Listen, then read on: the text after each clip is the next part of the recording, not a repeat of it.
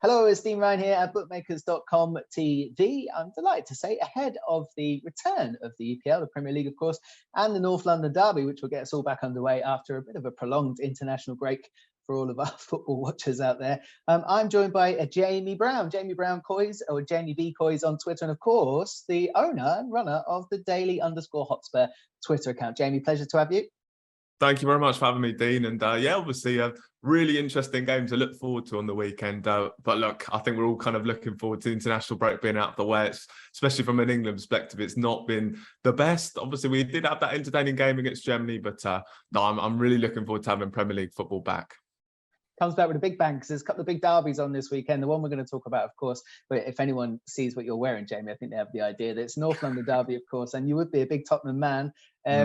Let's talk about it. It was a huge game for both sides because Arsenal's start to the season, perhaps, I wouldn't say completely unexpected. They have had a fair run of games, although if you read certain Twitter accounts, they've had the hardest run of the biggest teams. It depends which way you look at it.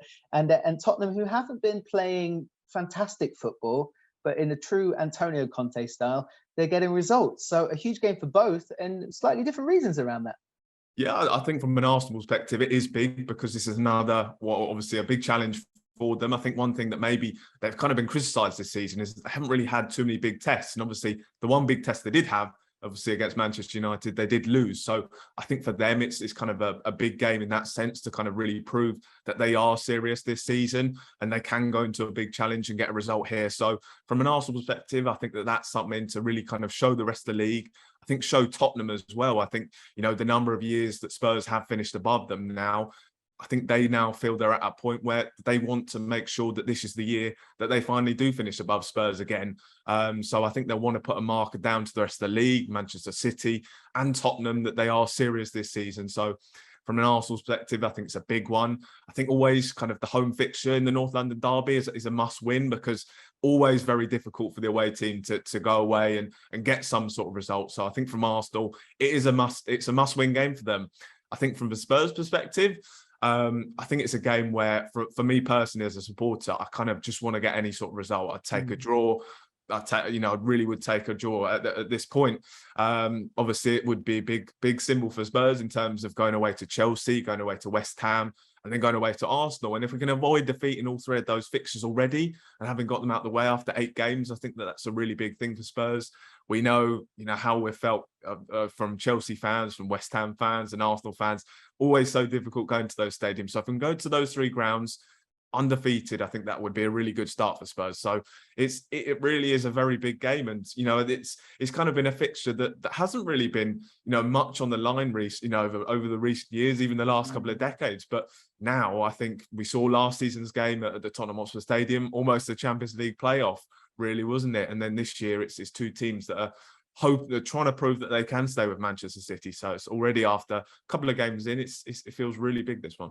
You touch on a number of dilemmas facing Antonio Conte in an article on bookmakers.com, of course, and some of them surrounding formation, some of them are surrounding player selection. One contrast I noticed between the 2 sides so far this season, Jamie, is that Conte has been rather slow to integrate his new signings, some of them perhaps not potentially his initial pick for a transfer to Tottenham Hotspur, like Jed Spence, but others that you thought maybe were on his list and he got them in earlier, still not played too many games, like Saviv Basuma. Richarlison was slow to break into the team. But then with Arteta, in pure contrast, he bought some big names and threw them all straight in, and he's seen the results. There is a contrast there between the style of the 2 managers.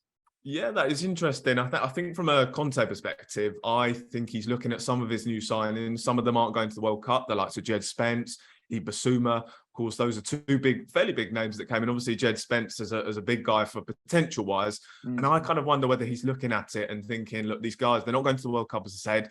So, are they going to be able to come into the team, when players are tired after the World Cup and really make an impact and hit the ground then? Because, look, I think Spurs were probably in a better point than Arsenal were going into this season in terms of, if you discount the new signings. So Arsenal needed to bring players into that team that were ready to go and hit the ground running. Of course, brought in the likes of Zinchenko, Gabriel Jesus as a striker. I think that's something they did really need. We saw Eddie Nketiah leading the line for them last season. So that was, I think, from our perspective, it was more important that they got those first team players. I think Spurs obviously needed one or two, and we have integrated some. Obviously, Ivan Perisic playing a big key part this season, but I think from an Arsenal perspective, it was probably more important for them to go and improve their first team. And from a Spurs perspective, it was about building a squad, and that's what we've done this year. That's what I've been really pleased with, actually, is that we kind of feel like we've got a squad now. You know, I just think there's lots of options in midfield. We've got, 4 good wing back options now. So I think from that perspective, it's been really good how Conte's, managed to build this squad and to be competing in the Champions League and Premier League. He's got to manage the squad really well. That's 2 tough games every week. You could maybe compare that to the Europa League. Obviously, Arteta will have the luxury of be able to rest players for certain fixtures. So that maybe is a factor in terms of Conte, or maybe using stronger players. But yeah, so I think that could be the case where maybe Conte's looking at it for players to come in after the World Cup that haven't been at that World Cup and hopefully hit the ground running. I think that's kind of what I'm kind of thinking that he's trying to get in the idea of. Yeah, I think that's realistic. I mean, they will both see this game as a point to prove versus each other, of course. But where they currently sit in the table, and with Liverpool perhaps not hitting their straps as early as they would have liked, Manchester United on a comeback mission of sorts, although their recent form has been very good, and they'll fancy they can get involved. But I think that's probably unrealistic given a quick turnaround of managers there. That's realistic title challenges now, Jamie, for both sides. They do have the European distraction. You just mentioned it, Yes. It's 2 tough games a week, and that's going to be something relatively new for Arsenal and Arteta to get involved in as well. But it's about clinging on to Man City, isn't it? More than aiming for the title itself. Yeah, in all honesty, I think for both teams, I think they're both very strong. I think they're 2 very strong teams, but we look at Manchester City this season and they almost have gone to a new level with Erling Haaland. And I think you're right. So it's kind of going to be a case for both teams of trying to hold on to Man City for as long as possible. The only kind of thing you could say with Man City is obviously the big thing they desperately want now under Guardiola is that Champions League. And maybe Guardiola tries to approach it differently in the league and maybe takes his eye off, because obviously we've seen them always go strong in the Premier League.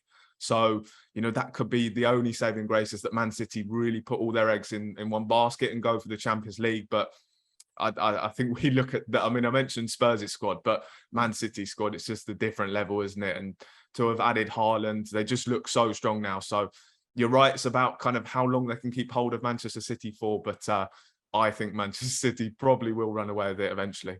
Yeah, I think that's the bookmakers' realistic expectations as well of Man City. They do have probably a big enough squad to cope with those dual demands, or maybe even the domestic trophy demands as well around the cups, and they can just handle that. So clinging on to the coattails is important, and probably avoiding defeat this weekend keeps you very much in the mix. Let's talk about the 2 managers just for a second, Jamie. I mean, Arteta, I think, is entering his 5th year at Arsenal when we come to the turn of this year. So 2023 will be his 5th year in charge. And Conte, there are contract negotiations almost constantly in place, and every time we hit an international break, he's linked with returns to former clubs because there's nothing else to talk about.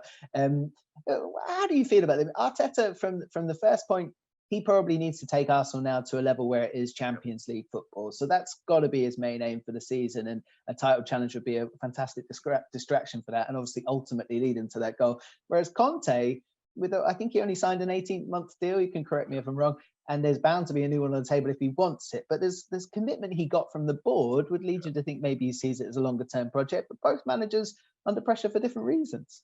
Yeah, I think you're right there. I think, in fairness, I think Arsenal definitely has to be Champions League this year. I think if they really do want to kick on, they do need to be in the Champions League. I think, regardless of being able to bring in Jesus and like Zinchenko, I think if you can then have Champions League football on top of that, that would make them an incredibly attractive, proposition. So I think for them, in terms of really going to the next level, has to be Champions League this year. I think it's kind of tricky to see them really winning a trophy this year. I think the Europa League could be something realistic, but I think they might have kind of that really have their eye on the league this year, and obviously really trying to consolidate that top 4 place. So, and I think they will do that, in fairness. So that's got to be the aim for Mikel Arteta this year. Absolutely getting into that top 4 spot.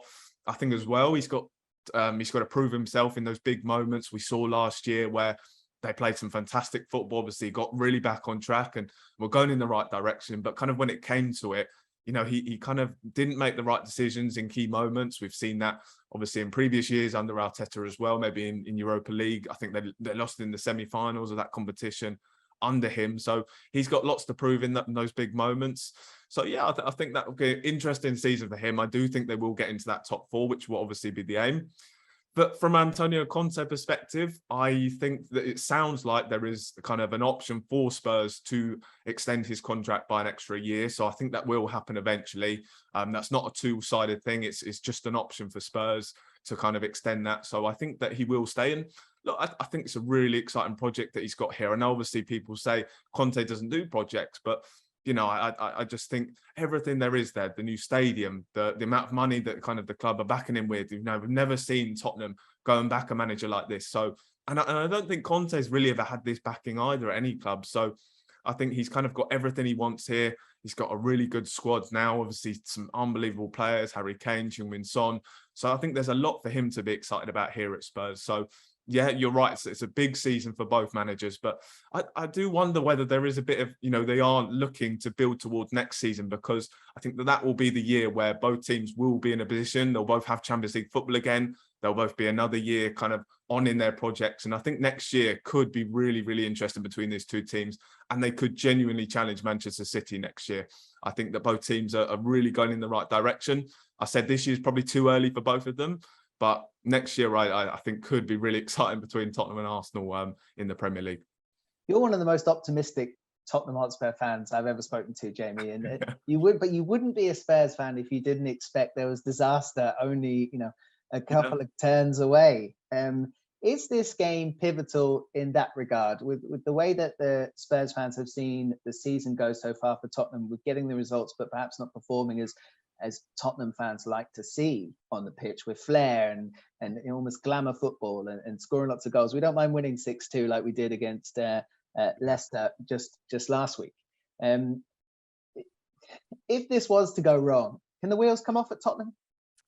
Potentially, I think it's very possible that could happen. I do think at the moment Spurs are in a good place. I think we will eventually see performances kind of click. I think at the moment, obviously, it has been very difficult to watch. You know, the trade-off is that, you know, we are getting results at the moment. That's something that's really pleasing. I do firmly believe, obviously, as you mentioned, I'm a very optimistic Spurs fan. I do think we'll click and we'll see performances and we will start getting results. But yeah, I mean, this one is still going to be very big for Spurs. I think at the moment, you know, whilst we aren't playing well, we want to see getting results. So I just look at the way that we have performed in some of these big games under Conte recently, and I'm confident that Spurs can get something from this. I really don't see it being a win, but I do think Spurs can at least get a draw here. I do think that will be the outcome. I'm really feeling a draw for this one.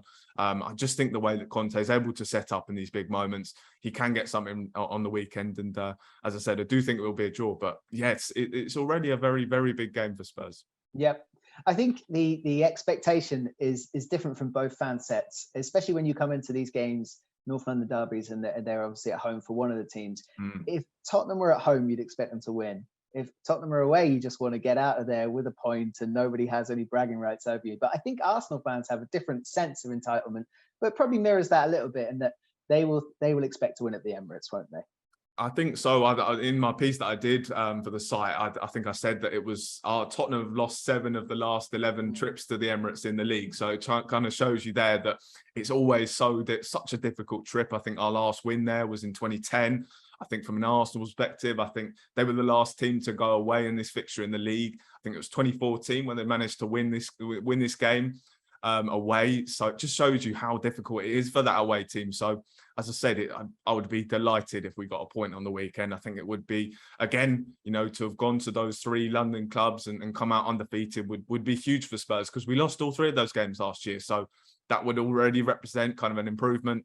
And you just don't want to let Arsenal have any ground over us. I think that would be the big thing as well. I think if they were to open I think it would be a 4-point gap. That would be obviously not too bad at this stage, but I think psychologically it would be fairly damaging. So look, let's hopefully Spurs can just get some sort of result here on the weekend. And absolutely, I'm taking a draw for this one. I think psychologically the result is as important as the points at this point. And a defeat being avoided by either team leaves all dreams open for the rest of the season. Jamie, it's been a pleasure to talk to you on bookmakers.com TV. Everyone should go check out your piece about the dilemmas facing Antonio Conte ahead of the North London derby this weekend. Of course, that's on bookmakers.com. Do check out Jamie on daily_Hotspur, and of course, Jamie B Coys on Twitter. Thanks very much, Jamie. We'll talk to you again soon. Thanks, Dean.